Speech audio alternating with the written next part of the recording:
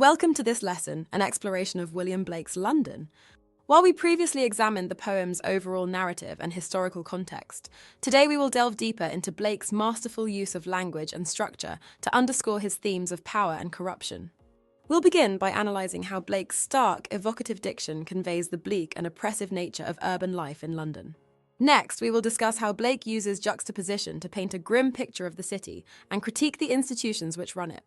Finally, we will explore how Blake's ABAB rhyme scheme and his use of caesura underscore the oppressive societal constraints on individual freedom. Let's begin. Blake's use of stark, evocative language in London conveys the bleakness and despair of urban life under oppressive societal structures. This is evident in the quote, "In every cry of every man, in every infant's cry of fear, in every voice, in every ban, the mind-fogged manacles I hear." The phrase mind-fogged manacles vividly captures the mental and emotional chains that bind individuals in society. It implies the extent to which humanity is the victim of its mental imprisonment. We have chained ourselves. The word manacles brings to mind handcuffs or shackles, indicating that people's minds are imprisoned by their thoughts and by the society they live in. Through evocative language, Blake emphasizes the pervasive sense of oppression, suggesting that the working class in London are trapped and tied to the bidding of those in power, unable to escape from their dire situations. This language helps readers feel the crushing weight of the city's hardships and the lack of freedom experienced by its inhabitants. A key element of the poem is Blake's use of juxtaposition. Throughout, the wealth and corruption of the institutions that run the country are juxtaposed with the suffering of the people who fall under their rule. In the poem, the church is juxtaposed with the chimney sweeper, the soldier with the palace, and finally, marriage and prostitution. The poem produces a disturbing connection between respected institutions on the one hand and the oppressed on the other, and highlights the extreme levels of corruption that Blake uses his poem to critique. Blake uses juxtaposition as a key language tool which enables him to critique the establishment and its failure to help and protect the ordinary working individuals. Now moving on to structure. The ABAB rhyme scheme serves to underscore the poem's themes of restriction and control. The rhyme scheme is regular and predictable, mirroring the regulated and oppressive environment of the city. Let's have a look at the first stanza.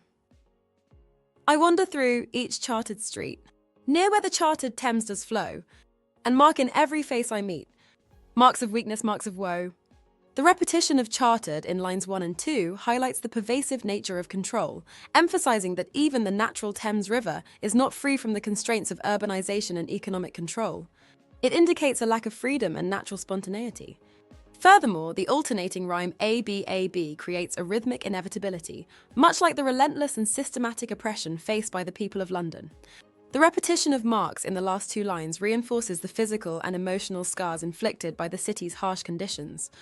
Thus, the rhyme scheme in London is not merely a structural device, but a means to reflect and reinforce the themes of restriction, control, and pervasive suffering in the urban landscape Blake describes. Now, let's consider another important structural point. Blake also employs caesura, a pause in the middle of a line, to disrupt the rhythm and draw attention to particular phrases or ideas. This structural technique forces the reader to slow down and reflect on the weight of the words. For instance, in the line, marks of weakness, marks of woe, the caesura after weakness creates a rhythmic disruption, drawing attention to each phrase separately. By doing so, Blake emphasizes the weakness and woe that he observes in the faces of London's inhabitants. The reader is compelled to reflect on the gravity of each condition individually, thus enhancing the impact of the imagery. The repetition of marks, coupled with the caesura, highlights the prevalence and visibility of suffering.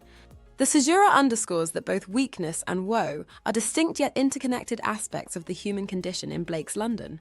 This technique effectively brings the reader's focus to the universal and pervasive nature of suffering in the city.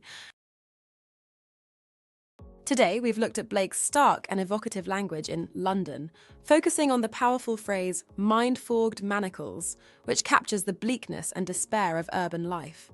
Blake's use of juxtaposition effectively critiques the deep corruption within respected institutions, contrasting their power with the suffering and oppression experienced by the people. Then turning to structure, we looked at how the poem's ABAB rhyme scheme underscores themes of restriction and control, mirroring the tightly regulated environment of the city. Additionally, Blake's use of caesura disrupts the poem's rhythm, drawing attention to specific phrases and highlighting the pervasive suffering in London.